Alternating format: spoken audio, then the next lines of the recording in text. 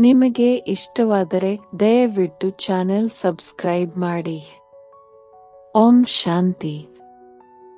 ಇಂದು ಪ್ರಾತಃ ಮುರುಳಿ ದಿನಾಂಕ ಜುಲೈ 18, 2025. ಮಧುರ ಮಕ್ಕಳೇ, ತಮ್ಮ ಮೇಲೆ ತಾವೇ ದಯೆ ತೋರಿಸಿಕೊಳ್ಳಿ. ತಂದೆಯು ಯಾವ ಶ್ರೀಮತವನ್ನು ಕೊಡುತ್ತಾರೆಯೋ ಅದರಂತೆಯೇ ನಡೆಯುತ್ತಾ ಇರಿ. ತಂದೆಯ ಶ್ರೀಮತವಾಗಿದೆ. ಮಕ್ಕಳೇ, ಸಮಯವನ್ನು ವ್ಯರ್ಥ ಮಾಡಬೇಡಿ, ಸುಕರ್ಮಗಳನ್ನೇ ಮಾಡಿ. ಪ್ರಶ್ನೆ: ಯಾರು ಅದೃಷ್ಟವಂತ ಮಕ್ಕಳಿದ್ದಾರೆಯೋ ಅವರ ಮುಖ್ಯ ಧಾರಣೆ ಏನಾಗಿದೆ? ಉತ್ತರ: ಅದೃಷ್ಟವಂತ ಮಕ್ಕಳು ಬೆಳಗ್ಗೆ ಎದ್ದು ಬಹಳ ಪ್ರೀತಿಯಿಂದ ನೆನಪು ಮಾಡುತ್ತಾರೆ. ತಂದೆಯೊಂದಿಗೆ ಮಧುರವಾಗಿ ಮಾತನಾಡುತ್ತಾರೆ ಎಂದು ಸಹ ತಮ್ಮ ಮೇಲೆ ನಿರ್ದಯಿಯಾಗುವುದಿಲ್ಲ. ಅವರು ಪಾಸ್ವಿಧಾನರ್ ಆಗುವ ಪುರುಷಾರ್ಥ ಮಾಡಿ ಸ್ವಯಂನು ರಾಜ್ಯ ಪದವಿಗೆ ಯೋಗ್ಯರನ್ನಾಗಿ ಮಾಡಿಕೊಳ್ಳುತ್ತಾರೆ. ಓಂ ಶಾಂತಿ. ಮಕ್ಕಳು, ತಂದೆಯು ಸನ್ಮುಖದಲ್ಲಿ ಕುಳಿತಿದ್ದೀರಿ ಅಂದ ಮೇಲೆ ನಿಮಗೆ ಗೊತ್ತಿದೆ, ನಮ್ಮ ಬೇಹದ್ದಿನ ತಂದೆಯಾಗಿದ್ದಾರೆ ಮತ್ತು ನಮಗೆ ಬೇಹದ್ದಿನ ಸುಖವನ್ನು ಕೊಡುವುದಕ್ಕಾಗಿ ಶ್ರೀಮತವನ್ನು ಕೊಡುತ್ತಿದ್ದಾರೆ. ಅವರಿಗಾಗಿಯೇ ದಯಾಸಾಗರ ಮುಕ್ತಿದಾತ ಎಂದು ಗಾಯನವಿದೆ. ಬಹಳ ಮಹಿಮೆ ಮಾಡುತ್ತಾರೆ. ತಂದೆಯು ತಿಳಿಸುತ್ತಾರೆ, ಕೇವಲ ಮಹಿಮೆಯ ಮಾತಿಲ್ಲ, ಮಕ್ಕಳಿಗೆ ಮತವನ್ನು ಕೊಡುವುದು ತಂದೆಯ ಕರ್ತವ್ಯವಾಗಿದೆ. ಬೇಹದ್ದಿನ ತಂದೆಯು ಮತವನ್ನು ಕೊಡುತ್ತಾರೆ. ತಂದೆಯು ಸರ್ವಶ್ರೇಷ್ಠನೆಂದರೆ ಅವಶ್ಯವಾಗಿ ಅವರ ಮತವು ಸರ್ವಶ್ರೇಷ್ಠವಾಗಿರುವುದು. ಮತವನ್ನು ತೆಗೆದುಕೊಳ್ಳುವುದು ಆತ್ಮವಾಗಿದೆ. ಒಳ್ಳೆಯ ಹಾಗೂ ಕೆಟ್ಟ ಕೆಲಸಗಳನ್ನು ಆತ್ಮವೇ ಮಾಡುತ್ತದೆ. ಈ ಸಮಯದಲ್ಲಿ ಪ್ರಪಂಚಕ್ಕೆ ರಾವಣನ ಮತವು ಸಿಗುತ್ತದೆ. ನೀವು ಮಕ್ಕಳಿಗೆ ರಾಮನ ಮತವು ಸಿಗುತ್ತಿದೆ. ರಾವಣನ ಮತದಿಂದ ನಿರ್ದಯಿಯಾಗಿ ಉಲ್ಟಾ ಕೆಲಸಗಳನ್ನು ಮಾಡುತ್ತಾರೆ. ತಂದೆಯು ಮತ ಕೊಡುತ್ತಾರೆ, ಒಳ್ಳೆಯ ಕಾರ್ಯವನ್ನು ಮಾಡಿ. ಎಲ್ಲದಕ್ಕಿಂತ ಒಳ್ಳೆಯ ಕಾರ್ಯವೆಂದರೆ ತಮ್ಮ ಮೇಲೆ ತಾವು ದಯೆ ತೋರಿಸಿಕೊಳ್ಳಿ. ನಿಮಗೆ ತಿಳಿದಿದೆ, ನಾವಾತ್ಮಗಳು ಸತೋಪ್ರಧಾನರಾಗಿದ್ದೆವು, ಬಹಳ ಸುಖಿಯಾಗಿದ್ದೆವು. ನಂತರ ರಾವಣನ ಮತವು ಸಿಗುವುದರಿಂದಲೇ ನೀವು ತಮೋಪ್ರಧಾನರಾಗಿ ಬಿಟ್ಟಿದ್ದೀರಿ. ಈಗ ಪುನಃ ತಂದೆಯು ಮತ ಕೊಡುತ್ತಾರೆ. ಮಕ್ಕಳೇ, ಮೊದಲನೆಯದಾಗಿ ತಂದೆಯ ನೆನಪಿನಲ್ಲಿರಿ. ತಮ್ಮ ಮೇಲೆ ತಾವು ದಯೆ ತೋರಿಸಿಕೊಳ್ಳಿ. ತಂದೆಯು ದಯೆ ತೋರಿಸುವುದಿಲ್ಲ, ಹೀಗೆ ಮಾಡಿ ಎಂದು ತಂದೆಯು ಮತ ಕೊಡುತ್ತಾರೆ. ತಮ್ಮ ಮೇಲೆ ತಾವು ದಯೆ ತೋರಿಸಿಕೊಳ್ಳಿ. ತಮ್ಮನ್ನು ಆತ್ಮವೆಂದು ತಿಳಿದು ಪತಿತ ಪಾವನ ತಂದೆಯನ್ನು ನೆನಪು ಮಾಡಿ, ಆಗ ನೀವು ಪಾವನರಾಗಿ ಬಿಡುವಿರಿ. ನೀವು ಹೇಗೆ ಪಾವನರಾಗಬಹುದು ಎಂದು ತಂದೆಯು ಸಲಹೆ ಕೊಡುತ್ತಾರೆ. ತಂದೆಯೇ ಪತಿತರನ್ನು ಪಾವನ ಮಾಡುವವರಾಗಿದ್ದಾರೆ. ಅವರು ಶ್ರೀಮತ ಕೊಡುತ್ತಾರೆ. ಒಂದು ವೇಳೆ ಅವರ ಮತದಂತೆ ನಡೆಯಲಿಲ್ಲವೆಂದರೆ ತಮ್ಮ ಮೇಲೆ ತಾವು ನಿರ್ದಯಿಯಾಗುತ್ತಾರೆ. ತಂದೆಯು ಶ್ರೀಮತ ಕೊಡುತ್ತಾರೆ. ಮಕ್ಕಳೇ, ಸಮಯವನ್ನು ವ್ಯರ್ಥ ಮಾಡಬೇಡಿ. ಈ ಪಾಠವನ್ನು ಪಕ್ಕಾ ಮಾಡಿಕೊಳ್ಳಿ. ನಾವಾತ್ಮರಾಗಿದ್ದೇವೆ. ಶರೀರ ನಿರ್ವಹಣಾರ್ಥವಾಗಿ ಬಲೆ ಉದ್ಯೋಗ ವ್ಯವಹಾರಗಳನ್ನು ಮಾಡಿ, ಆದರೂ ಸಹ ಸಮಯವನ್ನು ತೆಗೆದು ಯುಕ್ತಿಯನ್ನು ರಚಿಸಿ ಕೆಲಸ ಮಾಡುತ್ತಿದ್ದರೂ ಆತ್ಮದ ಬುದ್ಧಿಯೋಗವು ತಂದೆಯ ಕಡೆ ಇರಲಿ. ಹೇಗೆ ಪ್ರಿಯತಮೆಯರು ಸಹ ಕೆಲಸವನ್ನಂತೂ ಮಾಡುತ್ತಾರಲ್ಲವೇ? ಒಬ್ಬರು ಇನ್ನೊಬ್ಬರ ಮೇಲೆ ಆಕರ್ಷಿತರಾಗುತ್ತಾರೆ. ಇಲ್ಲಿ ಆ ರೀತಿ ಇಲ್ಲ. ನೀವು ಭಕ್ತಿ ಮಾರ್ಗದಲ್ಲಿಯೇ ನೆನಪು ಮಾಡುತ್ತೀರಿ. ಹೇಗೆ ನೆನಪು ಮಾಡುವುದು? ನೆನಪು ಮಾಡಲು ಆತ್ಮದ ಪರಮಾತ್ಮನ ರೂಪವೇನು ಎಂದು ಕೆಲವರು ಕೇಳುತ್ತಾರೆ. ಏಕೆಂದರೆ ಭಕ್ತಿ ಮಾರ್ಗದಲ್ಲಿ ಪರಮಾತ್ಮನು ನಾಮರೂಪದಿಂದ ಭಿನ್ನವೆಂದು ಹೇಳಿದ್ದಾರೆ. ಆದರೆ ಆ ರೀತಿಯಲ್ಲ. ಭ್ರುಕುಟಿಯ ನಡುವೆ ಆತ್ಮವು ನಕ್ಷತ್ರದಂತೆ ಇದೆ ಎಂದು ಹೇಳುತ್ತಾರೆ. ಅಂದಮೇಲೆ ಆತ್ಮವೆಂದರೇನು? ಆತ್ಮವನ್ನು ನೋಡಲು ಸಾಧ್ಯವಿಲ್ಲವೇ ಎಂದು ಮತ್ತೇಕೆ ಕೇಳುತ್ತಾರೆ? ಅದು ಅರಿತುಕೊಳ್ಳುವ ವಸ್ತುವಾಗಿದೆ. ಆತ್ಮವನ್ನು ಮತ್ತು ಪರಮಾತ್ಮನನ್ನು ಸಹ ಅರಿತುಕೊಳ್ಳಲಾಗುತ್ತದೆ. ನೋಡುವ ವಸ್ತುವಲ್ಲ, ಅದು ಅತಿ ಸೂಕ್ಷ್ಮವಾಗಿದೆ. ಮಿಂಚು ಹುಳುವಿಗಿಂತಲೂ ಸೂಕ್ಷ್ಮವಾಗಿದೆ. ಶರೀರದಿಂದ ಹೇಗೆ ಹೊರಟು ಹೋಗುತ್ತದೆ ಎಂಬುದು ತಿಳಿಯುವುದೇ ಇಲ್ಲ. ಆತ್ಮವಿದೆಯೆಂದು ಸಾಕ್ಷಾತ್ಕಾರವಾಗುತ್ತದೆ. ಆತ್ಮದ ಸಾಕ್ಷಾತ್ಕಾರವೆಂದರೇನು? ಅದಂತೂ ಅತಿ ಸೂಕ್ಷ್ಮ ನಕ್ಷತ್ರವಾಗಿದೆ. ತಮ್ಮನ್ನು ಆತ್ಮವೆಂದು ತಿಳಿದು ತಂದೆಯನ್ನು ನೆನಪು ಮಾಡಿ. ಹೇಗೆ ಆತ್ಮವೋ ಹಾಗೆಯೇ ಪರಮಾತ್ಮನು ಸಹ ಆತ್ಮನಾಗಿದ್ದಾರೆ. ಆದರೆ ಪರಮಾತ್ಮನಿಗೆ ಪರಮ ಆತ್ಮನೆಂದು ಹೇಳಲಾಗುತ್ತದೆ. ಅವರು ಜನನ ಮರಣದಲ್ಲಿ ಬರುವುದಿಲ್ಲ. ಯಾವಾಗ ಜನನ ಮರಣರಹಿತನಾಗಿರುವವರು ಅಂದ ಮೇಲೆ ಆಗಲೇ ಆತ್ಮಕ್ಕೆ ಸುಪ್ರೀಂ ಎಂದು ಹೇಳಲಾಗುವುದು. ಆದರೆ ಮುಕ್ತಿಧಾಮಕ್ಕಂತೂ ಎಲ್ಲರೂ ಪವಿತ್ರರಾಗಿ ಹೋಗಬೇಕಾಗಿದೆ. ಅದರಲ್ಲಿಯೂ ನಂಬರ್ ವಾರ್ ಇದೆ. ಕೆಲವರದು ನಾಯಕಿಯ ಪಾತ್ರವಿದೆ. ಆತ್ಮಗಳು ನಂಬರ್ ವಾರಂತೂ ಇದ್ದಾರಲ್ಲವೇ? ನಾಟಕದಲ್ಲಿಯೂ ಸಹ ಕೆಲವರು ಹೆಚ್ಚು ಸಂಬಳದವರು, ಕೆಲವರು ಕಡಿಮೆ ಸಂಬಳದವರಿರುತ್ತಾರೆ. ಲಕ್ಷ್ಮೀನಾರಾಯಣರ ಆತ್ಮಕ್ಕೆ ಮನುಷ್ಯಾತ್ಮರಿಗಿಂತ ಸುಪ್ರೀಂ ಎಂದು ಹೇಳುತ್ತಾರೆ. ಬಲೆ ಎಲ್ಲರೂ ಆಗುತ್ತಾರೆ, ಆದರೆ ಪಾತ್ರವು ನಂಬರ್ ವಾರ್ ಇದೆ. ಕೆಲವರು ಮಹಾರಾಜ, ಕೆಲವರು ದಾಸದಾಸಿ, ಕೆಲವರು ಪ್ರಜೆ. ನೀವು ಪಾತ್ರಧಾರಿಗಳಾಗಿದ್ದೀರಿ. ನಿಮಗೆ ತಿಳಿದಿದೆ, ಇಷ್ಟೆಲ್ಲ ದೇವತೆಗಳು ನಂಬರ್ ವಾರ್ ಆಗಿದ್ದಾರೆ. ಒಳ್ಳೆಯ ಪುರುಷಾರ್ಥ ಮಾಡುತ್ತಾರೆ, ಶ್ರೇಷ್ಠರಾಗುತ್ತಾರೆ. ಈಗ ನಿಮಗೆ ಸ್ಮೃತಿ ಬಂದಿದೆ.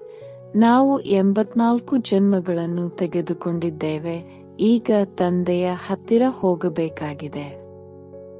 ಮಕ್ಕಳಿಗೆ ಖುಷಿಯೂ ಇದೆ ಮತ್ತು ನಶೆಯೂ ಇದೆ.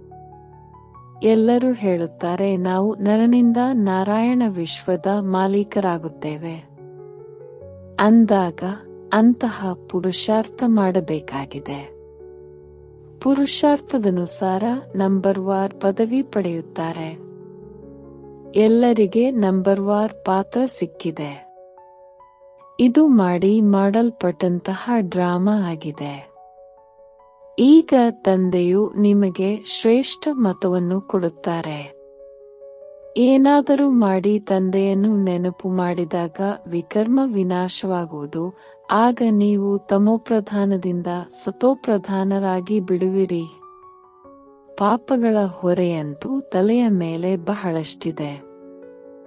ಅದನ್ನು ಏನಾದರೂ ಮಾಡಿ ಇಲ್ಲಿಯೇ ಸಮಾಪ್ತಿ ಮಾಡಬೇಕು. ಆಗ ಆತ್ಮ ಪವಿತ್ರವಾಗುವುದು. ತಮೋಪ್ರಧಾನವು ನೀವು ಆತ್ಮರಾಗುತ್ತೀರಿ, ಸತೋಪ್ರಧಾನವು ಆತ್ಮವೇ ಆಗುತ್ತದೆ. ಈ ಸಮಯ ಭಾರತವು ಹೆಚ್ಚು ಅಸತ್ಯವಂತವಾಗಿದೆ. ಈ ಆಟವೇ ಭಾರತದ ಮೇಲಿದೆ. ಬಾಕಿ ಅವರಂತೂ ಧರ್ಮ ಸ್ಥಾಪನೆ ಮಾಡಲು ಬರುತ್ತಾರೆ. ಪುನರ್ಜನ್ಮವನ್ನು ತೆಗೆದುಕೊಳ್ಳುತ್ತಾ ಕೊನೆಯಲ್ಲಿ ಎಲ್ಲರೂ ತಮೋಪ್ರಧಾನರಾಗುತ್ತಾರೆ. ಸ್ವರ್ಗದ ಮಾಲೀಕರು ನೀವು ಆಗುತ್ತೀರಿ. ಭಾರತವು ಬಹಳ ಶ್ರೇಷ್ಠ ದೇಶವಾಗಿದೆ ಎಂದು ತಿಳಿದುಕೊಂಡಿದ್ದೀರಿ. ಈಗ ಎಷ್ಟು ಬಡ ದೇಶವಾಗಿದೆ. ಬಡವರಿಗೇನೆ ಎಲ್ಲರೂ ಸಹಾಯ ಮಾಡುತ್ತಾರೆ. ಪ್ರತಿಯೊಂದು ಮಾತಿನ ಭಿಕ್ಷೆ ಬೇಡುತ್ತಲೇ ಇರುತ್ತಾರೆ. ಮೊದಲು ಬಹಳಷ್ಟು ದವಸ ಧಾನ್ಯ ಇಲ್ಲಿಂದ ಹೋಗುತ್ತಿತ್ತು. ಈಗ ಬಡವರಾದ ಮೇಲೆ ರಿಟರ್ನ್ ಸರ್ವಿಸ್ ತೆಗೆದುಕೊಳ್ಳುತ್ತಿದೆ. ಏನು ತೆಗೆದುಕೊಂಡು ಹೋದರೂ ಅದರ ಸಾಲ ಸಿಗುತ್ತಿದೆ. ಶ್ರೀಕೃಷ್ಣ ಮತ್ತು ಕ್ರಿಶ್ಚಿಯನ್ ರಾಶಿ ಒಂದೇ ಆಗಿದೆ. ಕ್ರಿಶ್ಚಿಯನವರೇ ಭಾರತವನ್ನು ತಮ್ಮ ವಶದಲ್ಲಿ ತೆಗೆದುಕೊಂಡರು. ಈಗ ಡ್ರಾಮಾನುಸಾರ ಅವರು ಪರಸ್ಪರದಲ್ಲಿ ಜಗಳವಾಡುತ್ತಿದ್ದಾರೆ. ಬೆಣ್ಣೆ ನೀವು ಮಕ್ಕಳಿಗೆ ಸಿಗುತ್ತದೆ. ಈ ರೀತಿಯಲ್ಲ, ಶ್ರೀಕೃಷ್ಣನ ಮುಖದಲ್ಲಿ ಬೆಣ್ಣೆ ಇತ್ತು. ಇದಂತೂ ಶಾಸ್ತ್ರದಲ್ಲಿ ಬರೆದು ಬಿಟ್ಟಿದ್ದಾರೆ. ಇಡೀ ಪ್ರಪಂಚ ಶ್ರೀಕೃಷ್ಣನ ಕೈಯಲ್ಲಿ ಬರುತ್ತದೆ. ಇಡೀ ವಿಶ್ವಕ್ಕೆ ನೀವು ಮಾಲೀಕರಾಗುತ್ತೀರಿ. ನೀವು ಮಕ್ಕಳು ತಿಳಿದುಕೊಂಡಿದ್ದೀರಿ ನಾವು ವಿಶ್ವದ ಮಾಲೀಕರಾಗುತ್ತೇವೆ ಅಂದಾಗ ನಿಮಗೆ ಎಷ್ಟು ಖುಷಿಯಾಗಬೇಕು. ನಿಮ್ಮ ಹೆಜ್ಜೆ ಹೆಜ್ಜೆಯಲ್ಲಿ ಪದಮವಿದೆ. ಕೇವಲ ಒಂದು ಲಕ್ಷ್ಮೀನಾರಾಯಣರ ರಾಜ್ಯವಿರುವುದಿಲ್ಲ, ವಂಶಾವಳಿ ಇರುತ್ತದೆ ಅಲ್ಲವೇ? ಯಥಾ ರಾಜ ರಾಣಿ ತಥಾ ಪ್ರಜಾ, ಎಲ್ಲರೂ ಹೆಜ್ಜೆಯಲ್ಲಿ ಪದಮವಿದೆ. ಅಲ್ಲಂತೂ ಎಣಿಸಲಾಗದಷ್ಟು ಹಣವಿರುತ್ತದೆ. ಹಣಕ್ಕೋಸ್ಕರ ಪಾಪ ಇತ್ಯಾದಿಗಳನ್ನು ಮಾಡುವುದಿಲ್ಲ, ಅಪಾರ ಹಣವಿರುತ್ತದೆ. ಅಲ್ಲಾಹ ಅವಲ್ ದೀನ್ ಆಟವನ್ನು ತೋರಿಸುತ್ತಾರಲ್ಲವೇ? ಅಲ್ಲಾ ಅವಲ್ ದೀನ್ ಎಂದರೆ ದೇವಿ ದೇವತಾ ಧರ್ಮ ಸ್ಥಾಪನೆ ಮಾಡುತ್ತಾರೆ. ಸೆಕೆಂಡಿನಲ್ಲಿ ಜೀವನ ಮುಕ್ತಿ ಕೊಟ್ಟು ಬಿಡುತ್ತಾರೆ. ಸೆಕೆಂಡಿನಲ್ಲಿ ಸಾಕ್ಷಾತ್ಕಾರವಾಗುತ್ತದೆ. ಕಾನೂನಿನ ಖಜಾನೆ ತೋರಿಸುತ್ತಾರೆ. ಮೀರಾ ಶ್ರೀಕೃಷ್ಣನೊಂದಿಗೆ ಸಾಕ್ಷಾತ್ಕಾರದಲ್ಲಿ ನೃತ್ಯ ಮಾಡುತ್ತಿದ್ದರು. ಅದು ಭಕ್ತಿ ಮಾರ್ಗವಾಗಿತ್ತು. ಇಲ್ಲಿ ಭಕ್ತಿ ಮಾರ್ಗದ ಮಾತಿಲ್ಲ. ನೀವಂತೂ ವೈಕುಂಠದಲ್ಲಿ ಪ್ರಾಕ್ಟಿಕಲ್ನಲ್ಲಿ ಹೋಗಿ ರಾಜ್ಯಭಾರ ನಡೆಸುವಿರಿ. ಭಕ್ತಿ ಮಾರ್ಗದಲ್ಲಿ ಕೇವಲ ಸಾಕ್ಷಾತ್ಕಾರವಾಗುತ್ತದೆ. ಈ ಸಮಯದಲ್ಲಿ ನೀವು ಮಕ್ಕಳಿಗೆ ಗುರಿ ಉದ್ದೇಶದ ಸಾಕ್ಷಾತ್ಕಾರವಾಗುತ್ತದೆ. ತಿಳಿದುಕೊಂಡಿದ್ದೀರಿ ನಾವು ಈ ರೀತಿ ಆಗುತ್ತೇವೆ. ಮಕ್ಕಳು ಮರೆತು ಹೋಗುತ್ತಾರೆ, ಅದಕ್ಕಾಗಿ ಬ್ಯಾಡ್ಜ್ ಕೊಡಲಾಗುತ್ತದೆ. ಈಗ ನಾವು ಬೇಹದ್ದಿನ ತಂದೆಯ ಮಕ್ಕಳಾಗಿದ್ದೇವೆ. ಎಷ್ಟು ಖುಷಿಯಾಗಬೇಕು. ಇದಂತೂ ಪದೇ ಪದೇ ಪಕ್ಕಾ ಮಾಡಿಕೊಳ್ಳಬೇಕು. ಆದರೆ ಮಾಯೆಯು ಎದುರಿನಲ್ಲಿದೆ ಎಂದಾಗ ಆ ಖುಷಿಯೂ ಸಹ ಹೋಗಿ ಬಿಡುತ್ತದೆ. ತಂದೆಯನ್ನು ನೆನಪು ಮಾಡುತ್ತಿದ್ದರೆ ನಶೆ ಇರುತ್ತದೆ. ಬಾಬಾ ನಮ್ಮನ್ನು ವಿಶ್ವದ ಮಾಲೀಕರನ್ನಾಗಿ ಮಾಡುತ್ತಾರೆ. ನಂತರ ಮಾಯೆಯು ಮರೆಸಿ ಬಿಡುತ್ತದೆ. ಆಗ ಏನಾದರೂ ವಿಕರ್ಮ ಆಗಿ ಬಿಡುತ್ತದೆ. ನೀವು ಮಕ್ಕಳಿಗೆ ಸ್ಮೃತಿ ಬಂದಿದೆ. ನಾವು 84 ಜನ್ಮಗಳನ್ನು ತೆಗೆದುಕೊಂಡಿದ್ದೇವೆ, ಮತ್ಯಾರೂ 84 ಜನ್ಮಗಳನ್ನು ತೆಗೆದುಕೊಳ್ಳುವುದಿಲ್ಲ. ಇದನ್ನು ಸಹ ತಿಳಿದುಕೊಳ್ಳಬಹುದು. ನಾವು ಎಷ್ಟು ನೆನಪು ಮಾಡುತ್ತೇವೆಯೋ ಅಷ್ಟು ಶ್ರೇಷ್ಠ ಪದವಿಯನ್ನು ಪಡೆಯುತ್ತೇವೆ. ಮತ್ತೆ ತಮ್ಮ ಸಮಾನರನ್ನಾಗಿಯೂ ಮಾಡಿಕೊಳ್ಳಬೇಕಾಗಿದೆ. ಪ್ರಜೆಗಳನ್ನು ತಯಾರು ಮಾಡಬೇಕಾಗಿದೆ. ದಾನವು ಮನೆಯಿಂದಲೇ ಆರಂಭವಾಗುತ್ತದೆ. ತೀರ್ಥಯಾತ್ರೆಗಳಲ್ಲಿಯೂ ಮೊದಲು ತಾವೇ ಹೋಗುತ್ತಾರೆ, ನಂತರ ಮಿತ್ರ ಸಂಬಂಧಿಗಳು ಮೊದಲಾದವರನ್ನು ಒಟ್ಟಿಗೆ ಕರೆದುಕೊಂಡು ಹೋಗುತ್ತಾರೆ. ಹಾಗೆಯೇ ನೀವು ಸಹ ಪ್ರೀತಿಯಿಂದ ಎಲ್ಲರಿಗೆ ತಿಳಿಸಿಕೊಡಿ. ಎಲ್ಲರೂ ತಿಳಿದುಕೊಳ್ಳುವುದಿಲ್ಲ. ಒಂದೇ ಮನೆಯಲ್ಲಿ ತಂದೆಯು ತಿಳಿದುಕೊಂಡರೆ ಮಕ್ಕಳು ತಿಳಿದುಕೊಳ್ಳುವುದಿಲ್ಲ. ಈ ಹಳೆಯ ಪ್ರಪಂಚದೊಂದಿಗೆ ಮನಸ್ಸನ್ನಿಡಬೇಡಿ ಎಂದು ತಂದೆ ತಾಯಿಯು ಎಷ್ಟೇ ಹೇಳಲಿ, ಆದರೆ ಒಪ್ಪುವುದಿಲ್ಲ, ತೊಂದರೆ ಕೊಡುತ್ತಾರೆ. ಯಾರು ಇಲ್ಲಿಯವರಾಗಿದ್ದಾರೆಯೋ ಅವರೇ ಬಂದು ತಿಳಿದುಕೊಳ್ಳುತ್ತಾರೆ. ಈ ಧರ್ಮದ ಸ್ಥಾಪನೆ ನೋಡಿ ಹೇಗಾಗುತ್ತದೆ. ಅನ್ಯ ಧರ್ಮದವರ ಸಸಿಯು ನಾಟಿಯಾಗುವುದಿಲ್ಲ, ಅವರಂತೂ ಮೇಲಿಂದ ಬರುತ್ತಾರೆ. ಅವರ ಹಿಂದೆ ಅವರ ಅನುಯಾಯಿಗಳು ಸಹ ಬರುತ್ತಾರೆ. ಇಲ್ಲಂತೂ ತಂದೆಯೇ ಸ್ಥಾಪನೆ ಮಾಡುತ್ತಾರೆ, ಮತ್ತೆ ಎಲ್ಲರನ್ನೂ ಪಾವನ ಮಾಡಿ ಕರೆದುಕೊಂಡು ಹೋಗುತ್ತಾರೆ. ಆದ್ದರಿಂದ ಅವರಿಗೆ ಸದ್ಗುರು ಮುಕ್ತಿದಾತನೆಂದು ಹೇಳಲಾಗುತ್ತದೆ. ಸತ್ಯವಾದ ಸದ್ಗುರುವು ಒಬ್ಬರೇ ಆಗಿದ್ದಾರೆ. ಮನುಷ್ಯರೆಂದು ಯಾರದೇ ಸದ್ಗತಿ ಮಾಡುವುದಿಲ್ಲ. ಸದ್ಗತಿದಾತನು ಒಬ್ಬರೇ ಆಗಿದ್ದಾರೆ. ಅವರಿಗೆ ಸದ್ಗುರುವೆಂದು ಹೇಳಲಾಗುತ್ತದೆ. ಭಾರತವನ್ನು ಸತ್ಯ ಖಂಡವನ್ನಾಗಿಯೂ ಅವರು ಮಾಡುತ್ತಾರೆ. ರಾವಣನು ಅಸತ್ಯ ಖಂಡವನ್ನಾಗಿ ಮಾಡುತ್ತಾನೆ. ತಂದೆಯ ಬಗ್ಗೆಯೂ ದೇವತೆಗಳ ಬಗ್ಗೆಯೂ ಅಸತ್ಯವನ್ನು ಹೇಳಿಬಿಡುತ್ತಾರೆ. ಆದ್ದರಿಂದ ತಂದೆಯು ತಿಳಿಸುತ್ತಾರೆ, ಕೆಟ್ಟದ್ದನ್ನು ಕೇಳಬೇಡಿ. ಇದಕ್ಕೆ ವೇಶ್ಯಾಲಯವೆಂದು ಹೇಳಲಾಗುತ್ತದೆ. ಸತ್ಯಯುಗವು ಶಿವಾಲಯವಾಗಿತ್ತು. ಮನುಷ್ಯರು ಇದನ್ನು ತಿಳಿದುಕೊಂಡಿಲ್ಲ. ಅವರಂತೂ ತಮ್ಮ ಮತದನುಸಾರವೇ ನಡೆಯುತ್ತಾರೆ. ಎಷ್ಟೊಂದು ಹೊಡೆದಾಟ, ಜಗಳವು ನಡೆಯುತ್ತಿರುತ್ತದೆ. ಮಕ್ಕಳು ತಾಯಿಯನ್ನು, ಪತಿಯು ಸ್ತ್ರೀಯನ್ನು ಹೊಡೆಯುವುದರಲ್ಲಿ ನಿಧಾನಿಸುವುದಿಲ್ಲ. ಒಬ್ಬರು ಇನ್ನೊಬ್ಬರನ್ನು ಕುಟುಕುತ್ತಿರುತ್ತಾರೆ. ತಂದೆಯ ಬಳಿ ಬಹಳ ಹಣವಿದ್ದರೆ ಅದನ್ನು ಕೊಡದಿದ್ದರೆ ಮಕ್ಕಳು ನೋಡಿ ತಂದೆಯನ್ನು ಹೊಡೆಯುವುದರಲ್ಲಿ ನಿಧಾನಿಸುವುದಿಲ್ಲ. ಎಂತಹ ಕೆಟ್ಟ ಪ್ರಪಂಚವಾಗಿದೆ. ನೀವೀಗ ಶ್ರೇಷ್ಠರಾಗುತ್ತಿದ್ದೀರಿ. ನಿಮ್ಮ ಗುರಿಯೋಧ್ಯೇಯವು ಸನ್ಮುಖದಲ್ಲಿದೆ. ಹೇ ಪತಿತ ಪಾವನ ಬಂದು ನಮ್ಮನ್ನು ಪಾವನನ್ನಾಗಿ ಮಾಡಿ ಎಂದಷ್ಟೇ ನೀವು ಹೇಳುತ್ತಿದ್ದೀರಿ. ವಿಶ್ವದ ಮಾಲೀಕರನ್ನಾಗಿ ಮಾಡಿ ಎಂದು ನೀವು ಹೇಳುತ್ತಿರಲಿಲ್ಲ. ಪರಮಪಿತ ಪರಮಾತ್ಮನು ಸ್ವರ್ಗದ ಸ್ಥಾಪನೆ ಮಾಡುತ್ತಾರೆಂದರೆ ನಾವೇಕೆ ಸ್ವರ್ಗದಲ್ಲಿಲ್ಲ? ರಾವಣನೇ ನಿಮ್ಮನ್ನು ನರಕವಾಸಿಗಳನ್ನಾಗಿ ಮಾಡುತ್ತಾನೆ. ಕಲ್ಪದ ಆಯಸ್ಸು ಲಕ್ಷಾಂತರ ವರ್ಷಗಳೆಂದು ಹೇಳಿರುವುದರಿಂದ ಮರೆತು ಹೋಗಿದ್ದಾರೆ. ತಂದೆಯು ತಿಳಿಸುತ್ತಾರೆ, ನೀವು ಸ್ವರ್ಗದ ಮಾಲೀಕರಾಗಿದ್ದೀರಿ. ಈಗ ಪುನಃ ಚಕ್ರವನ್ನು ಸುತ್ತಿ ನರಕದ ಮಾಲೀಕರಾಗಿದ್ದೀರಿ. ಈಗ ಮತ್ತೆ ನಿಮ್ಮನ್ನು ತಂದೆಯು ಸ್ವರ್ಗದ ಮಾಲೀಕರನ್ನಾಗಿ ಮಾಡುತ್ತಾರೆ. ತಿಳಿಸುತ್ತಾರೆ, ಮಧುರ ಆತ್ಮಗಳೇ, ಮಕ್ಕಳೇ, ತಂದೆಯನ್ನು ನೆನಪು ಮಾಡಿ. ಆಗ ನೀವು ತಮೋಪ್ರಧಾನರಿಂದ ಸತೋಪ್ರಧಾನರಾಗಿ ಬಿಡುತ್ತೀರಿ. ತಮೋಪ್ರಧಾನರಾಗುವುದರಲ್ಲಿ ಅರ್ಧ ಕಲ್ಪ ಹಿಡಿಸಿದೆ, ಅಥವಾ ಇಡೀ ಕಲ್ಪವೆಂದೇ ಹೇಳಬಹುದು. ಏಕೆಂದರೆ ಸತ್ಯಯುಗದಿಂದಲೂ ಕಲೆಗಳು ಕಡಿಮೆಯಾಗುತ್ತಲೇ ಹೋಗುತ್ತದೆ. ಈ ಸಮಯದಲ್ಲಿ ಯಾವುದೇ ಕಲೆಯಿಲ್ಲ. ನಾನು ನಿರ್ಗುಣನಲ್ಲಿ ಯಾವುದೇ ಗುಣವಿಲ್ಲವೆಂದು ಹೇಳುತ್ತಾರೆ. ಅದರ ಅರ್ಥವು ಎಷ್ಟು ಸ್ಪಷ್ಟವಾಗಿದೆ. ಇಲ್ಲಿ ನಿರ್ಗುಣ ಬಾಲಕರ ಸಂಸ್ಥೆಯೂ ಇದೆ.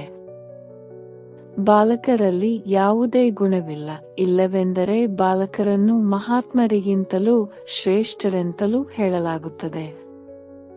ಅವರಿಗೆ ವಿಕಾರಗಳ ಬಗ್ಗೆ ತಿಳಿದಿರುವುದಿಲ್ಲ. ಮಹಾತ್ಮರಿಗಾದರೂ ವಿಕಾರಗಳ ಬಗ್ಗೆ ತಿಳಿದಿರುತ್ತದೆ. ಅಂದ ಮೇಲೆ ಶಬ್ದಗಳನ್ನು ಎಷ್ಟು ತಪ್ಪಾಗಿ ಉಚ್ಚರಿಸುತ್ತಾರೆ. ಮಾಯೆಯು ಸಂಪೂರ್ಣ ಅಸತ್ಯವಂತರನ್ನಾಗಿ ಮಾಡುತ್ತದೆಯಲ್ಲವೇ? ಗೀತೆಯನ್ನು ಓದುತ್ತಾರೆ. ಭಗವಾನ್ ವಾಚ ಕಾಮ ಮಹಾಶತ್ರುವಾಗಿದೆ. ಇದು ಆದಿ ಮಧ್ಯ ಅಂತ್ಯ ದುಃಖ ಕೊಡುವಂತಹದ್ದಾಗಿದೆ ಎಂಬುದನ್ನು ಹೇಳುತ್ತಾರೆ. ಆದರೂ ಸಹ ಎಷ್ಟೊಂದು ವಿಘ್ನ ಹಾಕುತ್ತಾರೆ. ತಂದೆಯು ತಿಳಿಸುತ್ತಾರೆ, ನೀವು ಮಕ್ಕಳು ಶ್ರೀಮತದಂತೆ ನಡೆಯಬೇಕಾಗಿದೆ. ಯಾರು ಹೂಗಳಾಗುವವರಲ್ಲವೋ ಅವರಿಗೆ ನೀವು ಎಷ್ಟೇ ತಿಳಿಸಿದರೂ ಅವರೆಂದು ಒಪ್ಪುವುದಿಲ್ಲ. ಕೆಲವೊಂದೆಡೆ ನಾವು ವಿವಾಹ ಮಾಡಿಕೊಳ್ಳುವುದಿಲ್ಲವೆಂದು ಮಕ್ಕಳು ಹೇಳಿದಾಗ ತಂದೆ ತಾಯಿಗಳು ಎಷ್ಟೊಂದು ಅತ್ಯಾಚಾರ ಮಾಡುತ್ತಾರೆ. ತಂದೆಯು ತಿಳಿಸುತ್ತಾರೆ, ಯಾವಾಗ ಈ ಜ್ಞಾನ ಯಜ್ಞವನ್ನು ರಚಿಸುತ್ತೇನೆಯೋ ಆಗ ಅನೇಕ ಪ್ರಕಾರದ ವಿಘ್ನಗಳು ಬೀಳುತ್ತವೆ. 3 ಹೆಜ್ಜೆಗಳಷ್ಟು ಭೂಮಿಯನ್ನು ಕೊಡುವುದಿಲ್ಲ. ನೀವು ಕೇವಲ ತಂದೆಯ ಮತದನುಸಾರ ನೆನಪು ಮಾಡಿ ಪವಿತ್ರರಾಗುತ್ತೀರಿ. ಮತ್ಯಾವುದೇ ಕಷ್ಟವಿಲ್ಲ. ಕೇವಲ ನಿಮ್ಮನ್ನು ಆತ್ಮವೆಂದು ತಿಳಿದು ತಂದೆಯನ್ನು ನೆನಪು ಮಾಡಿ. ಹೇಗೆ ನೀವಾತ್ಮರು ಈ ಶರೀರದಲ್ಲಿ ಅವತರಿತರಾಗಿದ್ದೀರೋ ಹಾಗೆಯೇ ತಂದೆಯೂ ಸಹ ಈ ಶರೀರದಲ್ಲಿ ಅವತರಿತರಾಗಿದ್ದಾರೆ. ಅವರು ಮೀನು ಮೊಸಳೆಯ ಅವತಾರವಾಗಲು ಹೇಗೆ ಸಾಧ್ಯ? ಎಷ್ಟು ನಿಂದನೆ ಮಾಡುತ್ತಾರೆ. ಕಣಕಣದಲ್ಲಿಯೂ ಭಗವಂತನಿದ್ದಾರೆಂದು ಹೇಳುತ್ತಾರೆ. ತಂದೆಯು ತಿಳಿಸುತ್ತಾರೆ, ನನ್ನ ಮತ್ತು ದೇವತೆಗಳ ನಿಂದನೆ ಮಾಡುತ್ತಾರೆ. ನಾನೇ ಬರಬೇಕಾಗುತ್ತದೆ. ಬಂದು ನೀವು ಮಕ್ಕಳಿಗೆ ಪುನಃ ಆಸ್ತಿಯನ್ನು ಕೊಡುತ್ತೇನೆ. ನಾನು ಆಸ್ತಿಯನ್ನು ಕೊಡುತ್ತೇನೆ. ರಾವಣನು ಶಾಪ ಕೊಡುತ್ತಾನೆ. ಇದು ಆಟವಾಗಿದೆ. ಯಾರು ಶ್ರೀಮತದಂತೆ ನಡೆಯುವುದಿಲ್ಲವೋ ಅವರ ಅದೃಷ್ಟವೇ ಶ್ರೇಷ್ಠವಾಗಿಲ್ಲವೆಂದು ತಿಳಿದುಕೊಳ್ಳುತ್ತೇವೆ. ಅದೃಷ್ಟವಂತರು ಬೆಳಗ್ಗೆ ಬೆಳಗ್ಗೆ ಎದ್ದು ನೆನಪು ಮಾಡುತ್ತಾರೆ, ತಂದೆಯೊಂದಿಗೆ ಮಾತನಾಡುತ್ತಾರೆ. ತಮ್ಮನ್ನು ಆತ್ಮವೆಂದು ತಿಳಿದು ತಂದೆಯನ್ನು ನೆನಪು ಮಾಡಿ, ಆಗ ವಿಕರ್ಮಗಳು ವಿನಾಶವಾಗುವುದು. ಖುಷಿಯ ನಶೆಯು ಏರುವುದು. ಯಾರು ಗೌರವಾನ್ವಿತವಾಗಿ ತೇರ್ಗಡೆಯಾಗುವರೋ ಅವರೇ ರಾಜ್ಯ ಪದವಿಗೆ ಯೋಗ್ಯರಾಗುತ್ತಾರೆ. ಕೇವಲ ಒಬ್ಬ ಲಕ್ಷ್ಮೀನಾರಾಯಣರೇ ರಾಜ್ಯ ಮಾಡುವುದಿಲ್ಲ, ರಾಜಧಾನಿ ಇರುತ್ತದೆ. ಈಗ ನೀವು ಎಷ್ಟು ಸ್ವಚ್ಛ ಬುದ್ಧಿಯವರಾಗುತ್ತೀರಿ. ಇದಕ್ಕೆ ಸತ್ಸಂಗವೆಂದು ಹೇಳಲಾಗುತ್ತದೆ. ಸತ್ಸಂಗವು ಒಂದೇ ಆಗಿದೆ. ತಂದೆಯು ಸತ್ಯವಾದ ಜ್ಞಾನವನ್ನು ಕೊಟ್ಟು ಸತ್ಯಖಂಡದ ಮಾಲೀಕರನ್ನಾಗಿ ಮಾಡುತ್ತಾರೆ. ಕಲ್ಪದ ಸಂಗಮಯುಗದಲ್ಲಿಯೇ ಸತ್ಯ ತಂದೆಯ ಸಂಘವು ಸಿಗುತ್ತದೆ. ಸ್ವರ್ಗದಲ್ಲಿ ಯಾವುದೇ ಪ್ರಕಾರದ ಸತ್ಸಂಗವಿರುವುದಿಲ್ಲ. ನೀವೀಗ ಆತ್ಮೀಯ ರಕ್ಷಣಾ ಸೈನಿಕರಾಗಿದ್ದೀರಿ. ನೀವು ವಿಶ್ವದ ದೋಣಿಯನ್ನು ಪಾರು ಮಾಡುತ್ತೀರಿ. ನಿಮ್ಮನ್ನು ರಕ್ಷಣೆ ಮಾಡುವವರು, ಶ್ರೀಮತವನ್ನು ಕೊಡುವವರು ತಂದೆಯಾಗಿದ್ದಾರೆ. ನಿಮ್ಮ ಮಹಿಮೆಯು ಬಹಳ ಭಾರಿಯಾಗಿದೆ. ತಂದೆಯ ಮಹಿಮೆ, ಭಾರತದ ಮಹಿಮೆಯು ಅಪರಮಪಾರವಾಗಿದೆ. ನೀವು ಮಕ್ಕಳ ಮಹಿಮೆಯೂ ಅಪರಮಪಾರವಾಗಿದೆ. ನೀವು ಬ್ರಹ್ಮಾಂಡಕ್ಕೆ ಮತ್ತು ವಿಶ್ವಕ್ಕೂ ಮಾಲೀಕರಾಗುತ್ತೀರಿ. ನಾನಂತೂ ಕೇವಲ ಬ್ರಹ್ಮಾಂಡದ ಮಾಲೀಕನಾಗಿದ್ದೇನೆ. ನಿಮಗೆ ಡಬಲ್ ಪೂಜೆಯು ನಡೆಯುತ್ತದೆ. ಡಬಲ್ ಪೂಜೆಯು ನಡೆಯಲು ನಾನು ದೇವತೆಯಾಗುವುದಿಲ್ಲ. ನಿಮ್ಮಲ್ಲಿಯೂ ನಂಬರ್ ವಾರ್ ತಿಳಿದುಕೊಳ್ಳುತ್ತಾರೆ ಮತ್ತು ಖುಷಿಯಲ್ಲಿ ಬಂದು ಪುರುಷಾರ್ಥ ಮಾಡುತ್ತಾರೆ. ವಿದ್ಯೆಯಲ್ಲಿ ಎಷ್ಟು ಅಂತರವಿದೆ. ಸತ್ಯಯುಗದಲ್ಲಿ ಲಕ್ಷ್ಮೀನಾರಾಯಣರ ರಾಜ್ಯವು ನಡೆಯುತ್ತದೆ. ಅಲ್ಲಿ ಮಂತ್ರಿಗಳಿರುವುದಿಲ್ಲ. ಲಕ್ಷ್ಮೀನಾರಾಯಣ ಯಾರಿಗೆ ಭಗವಾನ್ ಭಗವತಿ ಎಂದು ಹೇಳುವರೋ ಅವರು ಮಂತ್ರಿಗಳ ಸಲಹೆಯನ್ನು ತೆಗೆದುಕೊಳ್ಳುವರೇ. ಯಾವಾಗ ಪತಿತ ರಾಜರಾಗುವರೋ ಆಗ ಮಂತ್ರಿಗಳನ್ನಿಟ್ಟುಕೊಳ್ಳುತ್ತಾರೆ. ಈಗಂತೂ ಪ್ರಜೆಗಳ ಮೇಲೆ ಪ್ರಜೆಗಳ ರಾಜ್ಯವಿದೆ. ನೀವು ಮಕ್ಕಳಿಗೆ ಈ ಹಳೆಯ ಪ್ರಪಂಚದಿಂದಲೇ ವೈರಾಗ್ಯವಿದೆ. ಜ್ಞಾನ, ಭಕ್ತಿ, ವೈರಾಗ್ಯ. ಜ್ಞಾನವನ್ನು ಕೇವಲ ಆತ್ಮಿಕ ತಂದೆಯೇ ಕಲಿಸುತ್ತಾರೆ, ಮತ್ಯಾರೂ ಕಲಿಸಲು ಸಾಧ್ಯವಿಲ್ಲ. ತಂದೆಯೇ ಪತಿತ ಪಾವನ ಸರ್ವರ ಸದ್ಗತಿದಾತನಾಗಿದ್ದಾರೆ. ಒಳ್ಳೆಯದು. ಮಧುರಾತಿ ಮಧುರ ಅಗಲಿ ಮರಳಿ ಸಿಕ್ಕಿರುವ ಮಕ್ಕಳ ಪ್ರತಿ ಮಾತಾಪಿತಾ ಬಾಪ್ದಾದರವರ ನೆನಪು, ಪ್ರೀತಿ ಹಾಗೂ ಸುಪ್ರಭಾತ. ಆತ್ಮೀಯ ಮಕ್ಕಳಿಗೆ ಆತ್ಮೀಯ ತಂದೆಯ ನಮಸ್ತೆ. ಧಾರಣೆಗಾಗಿ ಮುಖ್ಯ ಸಾರ. ತಂದೆಯ ನೆನಪಿನ ಜೊತೆಗೆ ತಮ್ಮ ಸಮಾನರನ್ನಾಗಿ ಮಾಡಿಕೊಳ್ಳುವ ಸೇವೆಯನ್ನು ಮಾಡಬೇಕಾಗಿದೆ. ಮನೆಯೇ ಮೊದಲ ಪಾಠಶಾಲೆ. ಎಲ್ಲರಿಗೆ ಪ್ರೀತಿಯಿಂದ ತಿಳಿಸಬೇಕಾಗಿದೆ. ಈ ಹಳೆಯ ಪ್ರಪಂಚದಿಂದ ಬೇಹದ್ದಿನ ವೈರಾಗಿಗಳಾಗಬೇಕಾಗಿದೆ. ಕೆಟ್ಟದ್ದನ್ನು ಕೇಳಬಾರದು, ಕೆಟ್ಟದ್ದನ್ನು ನೋಡಬಾರದು. ಆ ಬೇಹದ್ದಿನ ತಂದೆಯ ಮಕ್ಕಳಾಗಿದ್ದೇವೆ. ಅವರು ನಮಗೆ ಕುಬೇರನ ಖಜಾನೆಯನ್ನು ಕೊಡುತ್ತಾರೆ. ಇದೇ ಖುಷಿಯಲ್ಲಿರಬೇಕಾಗಿದೆ. ವರದಾನ: ಪ್ರತಿ ಸಂಕಲ್ಪ, ಮಾತು ಮತ್ತು ಕರ್ಮವನ್ನು ಫಲದಾಯಕವನ್ನಾಗಿ ಮಾಡುವಂತಹ ಆತ್ಮೀಯ ಪ್ರಭಾವಶಾಲಿ ಭವ. ಯಾವಾಗಲಾದರೂ ಸಹ ಯಾರದೇ ಸಂಪರ್ಕದಲ್ಲಿ ಬರುವಿರಾದರೆ ಅವರ ಪ್ರತಿ ಮನಸ್ಸಿನ ಭಾವನೆ ಸ್ನೇಹ, ಸಹಯೋಗ ಮತ್ತು ಕಲ್ಯಾಣದ ಪ್ರಭಾವಶಾಲಿಯಾಗಿರಲಿ. ಪ್ರತಿ ಮಾತು ಯಾರಿಗೆ ಆದರೂ ಸಾಹಸ, ಉಲ್ಲಾಸ ಕೊಡುವಂತಹ ಪ್ರಭಾವಶಾಲಿಯಾಗಿರಲಿ. ಸಾಧಾರಣ ಮಾತುಕತೆಯಲ್ಲಿ ಸಮಯ ಕಳೆಯದೇ ಇರಲಿ. ಅದೇ ರೀತಿ ಪ್ರತಿ ಕರ್ಮ ಫಲದಾಯಕವಾಗಿರಲಿ. ಸ್ವಯಂನ ಪ್ರತಿ ಇರಲಿ, ಇಲ್ಲ ಬೇರೆಯವರ ಪ್ರತಿ ಇರಲಿ. ಪರಸ್ಪರರಲ್ಲಿಯೂ ಸಹ ಎಲ್ಲ ರೂಪದಲ್ಲಿಯೂ ಪ್ರಭಾವಶಾಲಿಗಳಾಗಿ. ಸೇವೆಯಲ್ಲಿ ಆತ್ಮೀಯ ಪ್ರಭಾವಶಾಲಿಗಳಾಗಿ. ಆಗ ತಂದೆಯನ್ನು ಪ್ರತ್ಯಕ್ಷ ಮಾಡಲು ನಿಮಿತ್ತರಾಗಲು ಸಾಧ್ಯ. ಸ್ಲೋಗನ್: ಈ ರೀತಿಯ ಶುಭ ಚಿಂತಕ ಮಣಿಗಳಾಗಿ ಯಾವುದರಿಂದ ನಿಮ್ಮ ಕಿರಣಗಳು ವಿಶ್ವಕ್ಕೆ ಬೆಳಕು ನೀಡುತ್ತಿರಲಿ. ಅವ್ಯಕ್ತ ಸೂಚನೆ: ಸಂಕಲ್ಪ ಶಕ್ತಿಯನ್ನು ಜಮಾ ಮಾಡಿ ಶ್ರೇಷ್ಠ ಸೇವೆಗೆ ನಿಮಿತ್ತರಾಗಿ. ಸಮಯ ಪ್ರಮಾಣ ಶೀತಲತೆಯ ಶಕ್ತಿಯ ಮೂಲಕ ಪ್ರತಿಯೊಂದು ಪರಿಸ್ಥಿತಿಯಲ್ಲಿ ತಮ್ಮ ಸಂಕಲ್ಪಗಳ ಗತಿಯನ್ನು ಮಾತನ್ನು ಶೀತಲ ಹಾಗೂ ಸಹನೆಯುಕ್ತವನ್ನಾಗಿ ಮಾಡಿ. ಒಂದು ವೇಳೆ ಸಂಕಲ್ಪದ ಸ್ಪೀಡ್ ಜಾಸ್ತಿ ಇದ್ದರೆ ಬಹಳ ಸಮಯ ವ್ಯರ್ಥವಾಗಿ ಕಳೆಯುವುದು ಕಂಟ್ರೋಲ್ ಮಾಡಲು ಸಾಧ್ಯವಾಗುವುದಿಲ್ಲ.